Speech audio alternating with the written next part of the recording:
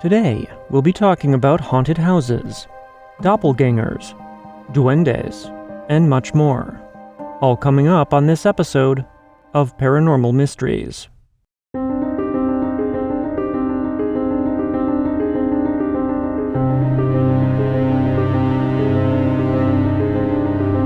Thank you for joining me, and welcome.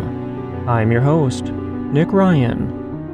I hope everyone's had a great week, and before we start today's episode, I'd like to thank all of you for your support and generosity. And if you haven't already, please consider following, sharing, and reviewing the podcast. This supports us by helping new listeners to find the show. You can also support us at patreon.com/paranormalmysteries or at buymeacoffee.com/paranormal. And if you'd like to share your paranormal encounter on the podcast, you can submit your story through email at paranormalmysteriespodcast@gmail.com, through voice message at speakpipe.com/paranormalmysteries, or of course on our website at paranormalmysteriespodcast.com. And all these links can be found in the show notes. And with all that in mind, today's first story comes to us from Derek. And Derek's story is called The Doppelganger Who Enjoys Turning On Faucets. Derek says, "Hey Nick, I hope this is not too soon, but I just finished listening to the May 19th episode, and I thought I really should share the doppelganger story that I mentioned toward the end of my first entry. To preface this story, I need to mention that when I was 6 to 14, I had sleep issues. I used to grind my teeth and sit straight up in bed while sleeping. My mom would always joke about the latter issue and say I freaked her out when she was setting aside my wardrobe for the day. My parents split up when I was in my early teens, so instead of freaking out my mom, it was my brother who got freaked out by this strange behavior. At the time of this story, my brother and I were living with my dad, and we shared a bedroom. To get an idea of the layout of the apartment, our bedroom was kitty-corner to the kitchen. If you were to open the bedroom door, you could see into the kitchen, and the sink was behind the ledge area. If my dad was in the kitchen washing his hands or filling a pot of water, you could see him doing this if you were in our bedroom. Now that I have all that background out of the way, I can finally get into the meat of the incident. It was the early morning on a weekend, and I had woken up with a dry throat, along with sitting up in bed. Our bedroom door was halfway open, so I could see into the kitchen. I blinked a few times and looked toward the door, and saw something strange moving around in the darkness. It started with a dark shadow near the kitchen table. I figured that it was just my dad, but when I looked closer, it was shorter than him, and it was much closer to my height. Then I saw it. It was me, but with loud red hair. Think Lucille Ball's hair when she does her henna rinse, but a bit brighter than the colored photos of the late actress. It did not look at me, but walked over to the sink and looked down. I then heard the water turn on, and then the doppelganger stared right at me, with black eyes. I was so frightened I could not move. The thing just stood there staring at me, but I was not able to just look away. It was like the old hag syndrome, but I was sitting up instead of laying down in bed. After about 3 minutes, I heard my brother wake up slowly, and he saw me staring. And by the time he had woken up, the figure had disappeared. I asked him years later about my odd nighttime behavior, and he said that the sitting up and my unresponsiveness unnerved him. He claimed that he never had any strange experiences, but something in my heart tells me otherwise. Thanks so much for covering my first story. Our next story of the night comes to us from Samantha, and Samantha's story is called Doppelganger. Samantha says, "Dear Nick, I'm a new listener and I really love your podcast. Many of the ladies in my family have had paranormal experiences throughout our lives. My late aunt was a clairvoyant, a medium. Her daughter and her niece are somewhat sensitive. One niece sees auras, and another has prophetic dreams, and the rest of us are sensitives. Let me explain my gift to you. I've never seen a ghost, shall we say, in the flesh, but I have felt them, and I see them in my dreams. My aunt would often confirm things that were around us, and in my case, the things I had dreamt of or felt. As I write this, I want to take something back, I actually have seen a spirit of sorts, twice. One is the Hat Man, and that's a story for another day. The other time I saw someone, or something, that could be considered a spirit, and directly deals with the story I'm about to tell you. As I discovered your podcast and I was listening to one of your older shows, I came across episode 42, Doppelgangers, A Horrifying History, and it reminded me of an incident I had maybe 6 or 7 years ago. A friend of mine was working as a security guard at a trucking company yard, which was a 15-minute drive out of town. He worked the weekend shift, so often I would receive a phone call asking if I could get him something to eat. Sometimes I would have to wait until the boss left, which would sometimes be until 8 or 9 p.m. This was that kind of occasion. It was dark and the area was well into a quiet, lonely road. Once I arrived, I parked outside the gate and was not blocking the entrance, but the kiosk was clearly visible. It was a rectangular building, which only fitted a couch, a table with a microwave, and the desk by the door. And if I recall correctly, it also had 2 windows. As I parked, I looked toward the building and called my friend to let him know I was there with his food. A few seconds later, he walked out of the kiosk, past the gate, and came towards my car. It was as he got to the gate that I noticed someone peek out the window, and I could also see through the open door that there was a visible shadow moving within the office.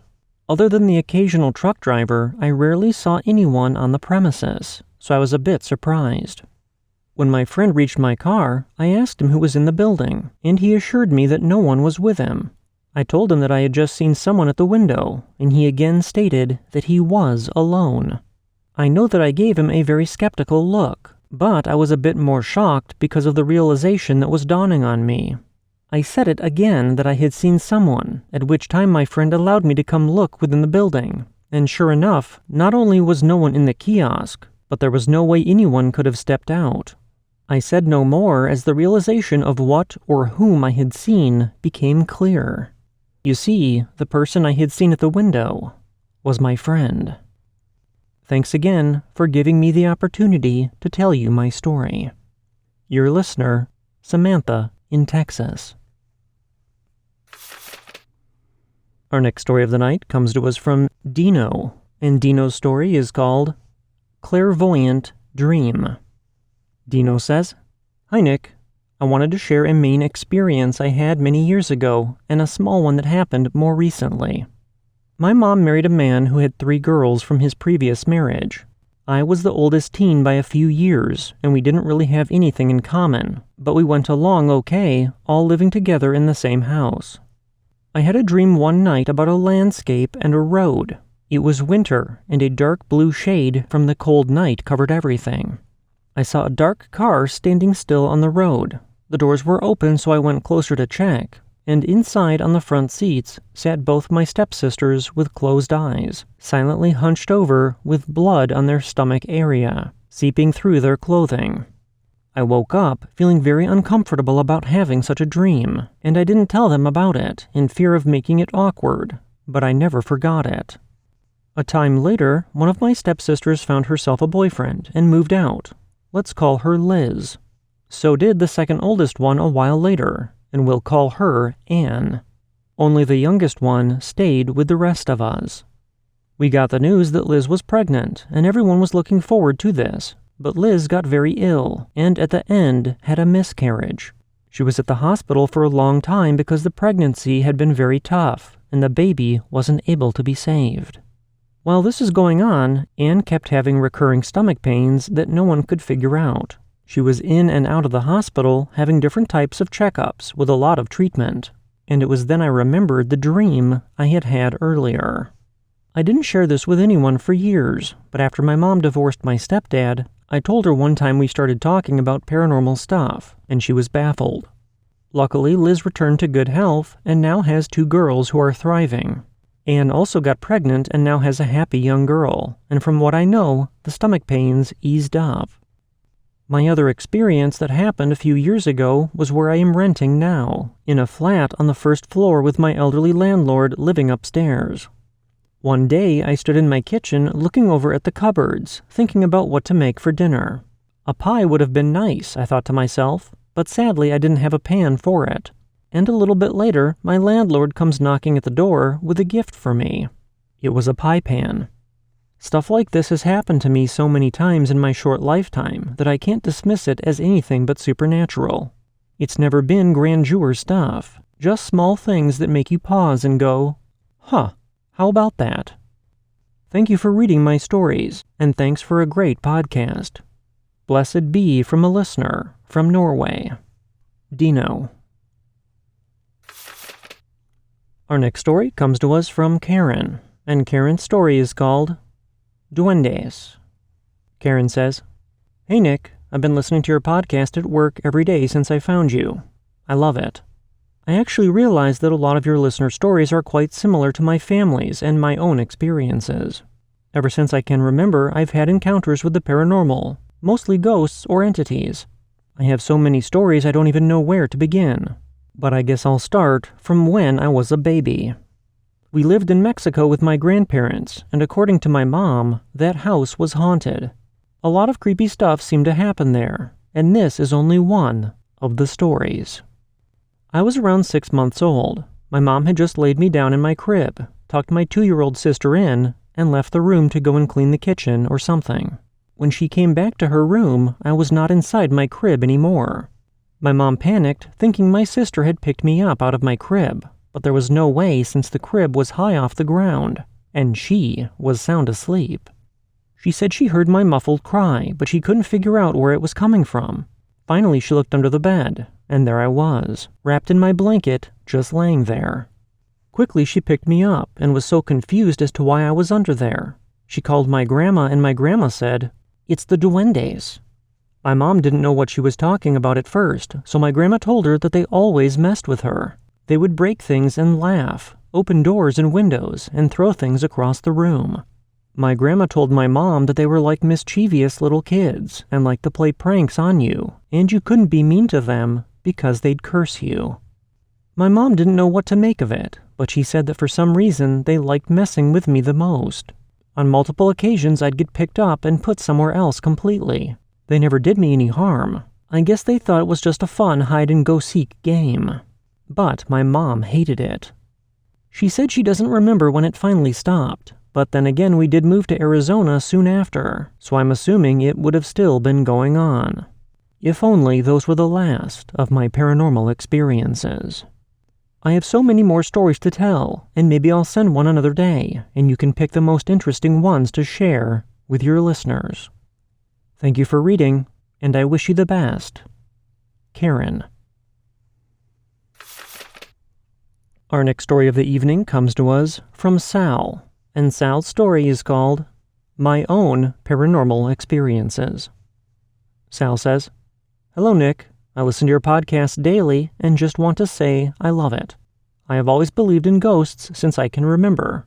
My mom is pagan, and my dad just believes in ghosts. My stories start from when me and my mom moved into our new house.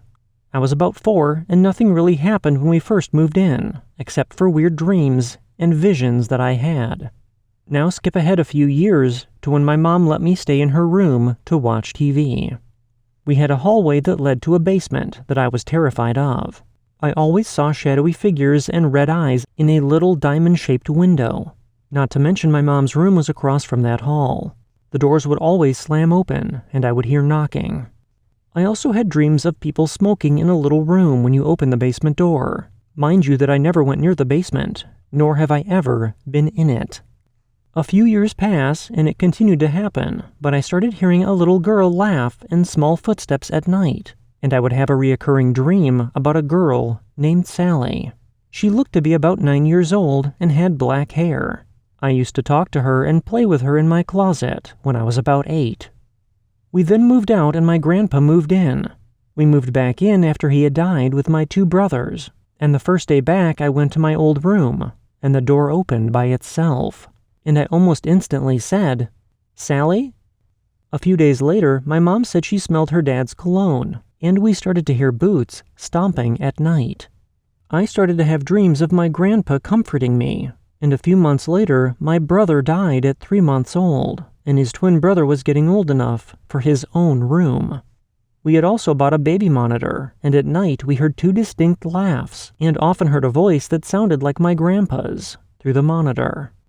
Things still continue to happen, such as shadow figures, and things falling or moving on their own.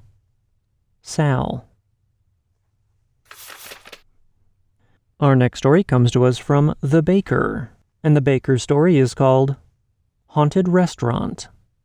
The Baker says, "Hey Nick, I've been listening to your podcast for about 6 months now, and I wanted to say thank you for opening a platform for people to share their experiences on, and allowing them to get in touch with others who may have had the same things happen to them.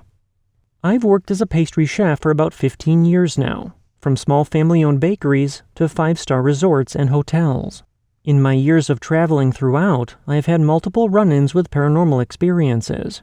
I would like to share one of them with you now, and would love to provide you with more later on.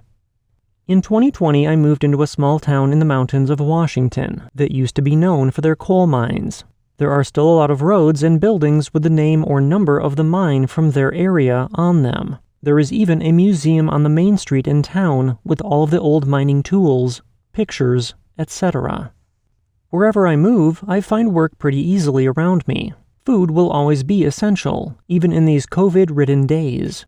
I got a job at a restaurant and pub by the old number 4 mine. The restaurant used to be an old gas station and bar back in the day, before all the mines were shut down. Being a baker means early morning hours, so I usually go in between 1 a.m. and 5 a.m., depending on the workload. The first few weeks in the restaurant were great. Work went by fast, and I pushed product out normally. Then, after about 3 months, I started getting this weird vibe from the place. I can't explain it. The best way I can describe it was just feeling like I was being drained, like the place was getting more heavy or dreary around me. But the second I would leave that parking lot, I would start feeling like myself again. The first actual paranormal thing that I can remember there is me standing right at the prep table and just hearing this loud bang out in the dining room. Not a knocking bang or a door slamming bang, but something much louder and high-pitched. I jumped and immediately went out into the dining room to see what had happened, but I didn't find anything that had fallen or made that sound that I had heard. Thinking maybe I was just tired and my mind was playing tricks on me, I walked back into the kitchen, and not 2 steps back in those doors, I heard the same exact bang again. I stood still and waited for another one, but it never came. I just shook it off, and I went back to prepping. Then, as my eyes were on whatever I was doing, I saw a black figure out of the corner of my eye walk from the back entrance to in front of the bar. Now at first I didn't think much of it, because the owner of the restaurant would come in that door in the morning and immediately walk over to the bar and place her purse and belongings down on it. So, thinking it was her, I started to walk over to greet her and to go over the things I would need for the week. But when I got into the dining room, it was completely empty. I grabbed my phone out of my pocket and was going to call the owner to see if she had come in for a moment, but the time immediately stopped me from doing so. It was 3:17 a.m. Not knowing if it was an intruder, I immediately started searching the place, but could find no one around, and after that, I went back into the kitchen to finish up for the day. The very next day, I was in the basement of the restaurant taking inventory of all my dry ingredients. I was in the back counting when I saw a tall, black, very tall figure walk from the liquor room to the open door into the parking lot. I knew I was the only one there, and I just froze. This time, it was not out of the corner of my eye. I lifted my head just as it was making its last steps out of the door. It had no detail to it. It was just solid and black. Every single hair on the back of my neck stood up, and my stomach turned hard. I actually felt like I was going to vomit for a few minutes until I collected myself, took a few deep breaths, and walked out into the parking lot to see yet again that nobody was there. I looked at my phone to text my girlfriend just for some feedback, and was surprised to see that it was again 3:17 a.m. The next few days were filled with weird activity. Shadows out of the corner of my eyes, lights flickering, doors that were usually open were shut one moment as I walked by, and closed the next. I would place things on my table and they would go missing, just to end up by the bar or behind the espresso station. After about 3 days of keeping quiet, I pulled my boss aside to talk. I explained everything that had been going on, and I ended it with, You might think I'm going insane, but this is absolutely okay. I just thought I should say something. It does not feel friendly." She then went on to tell me that although she has never had any experiences herself, her sister, who is the co-owner, has never stepped foot in the place alone. She swears up and down that there is a presence in this place, and prays over it every night. She also brought up that she has had many employees who have worked overnights come to tell her about their own experiences. Some have even quit because it got to be too much for them. She also claimed that a year or two before me, a woman came up to her claiming to be a medium and told her that there were souls on the property that could not move on and were being held there by something that was not ever human. The owner had decided not to bother with it because she thought that the woman was crazy. Today, I was organizing an old room in the basement when I found an old poster of a tragedy that had happened in one of the mines. There was an explosion that had killed 45 miners. I'm not sure if this is connected somehow, but finding it down there just seemed peculiar. I would be happy to send a picture of the poster. I am not sure how many wanderers are here or what this black thing is. I have heard stories from other people on your podcast talk about shadow people, but I'm not quite sure if this is one. If anyone has an idea of what it is or how I can get rid of it so my work can get back to normal, I would really appreciate it. Like I said, I have worked in other places and have experienced friendly spirits, but this does not give off the same vibe. I'm sorry for the length of this story. I just wanted to make sure I had all the details in order. Thank you for letting me share this with you, and thank you for all you do. The Baker. Our next story of the night comes to us from Sophie, and Sophie's story is called My Stepmom's Experiences. Sophie says, "Hi Nick, I've been listening to more of your podcasts and have recalled the experiences my stepmom had told me about that happened to her as a teen. She had lived in Arkansas at the time for high school, and some of her friends, her sister and her, all decided to visit the gravesite that her grandmother was buried in to hunt for ghosts. Her and her sister were in one car and their friends were in the car behind them. When they got out of the car, their friends asked them who the little girl was that was bouncing in the back seat of the car. Her sister had mentioned feeling someone grabbing at her ankles and pulling at her hair while she was driving. Spooked, they started walking towards her grandmother's grave, and when they got close enough to tell which grave was hers, they saw a white beam shooting out of her grave and into the sky. She hasn't forgotten that experience to this day. Thank you for making this podcast a safe and non-judgmental place to share our paranormal experiences, and I hope you have been having a great 2021. Sophie." Our next story comes to us from P, and P's story is called Jokester. P says, "Hi Nick, I found your podcast last year at the beginning of lockdown. I have always been intrigued by the paranormal, especially ghosts, and I can remember one incident that happened when I was young. I was in the living room watching cartoons, and our dining room and kitchen are adjacent to it. I remember very vividly seeing someone tiptoe across the kitchen in a joking manner. I went to go look, but no one was there. I went back to the couch to watch cartoons when in the corner of my eye, I saw them do it again. I thought it might have been my dad, so I called out to him, but there was nothing, and no reply. It was then that my dad came out of his room, and I was yelling at him to stop messing with me in the kitchen. He had no idea what I was talking about, and said that he'd been in his room the whole time. That was the only experience I can remember having at home. Thank you for taking the time to keep your podcast going. It helps me a lot to get through long drives." As we come to the end of tonight's episode, I'd like to thank all of you for tuning in and supporting the show. And a special thank you goes out to Derek, Samantha, Dino, Karen, Sal, The Baker, Sophie, and P for sharing their experiences. And if you've had a paranormal encounter and would like to share your story, you can contact me through email, voice message, or on our website, and all of these links can be found in the show notes. Until next time, I hope you all have a great weekend, and I'll see you back here on Monday with our next episode. From everyone at Paranormal Mysteries, thank you for listening, and remember, don't wait for the unknown to come to you. Get out there and find it.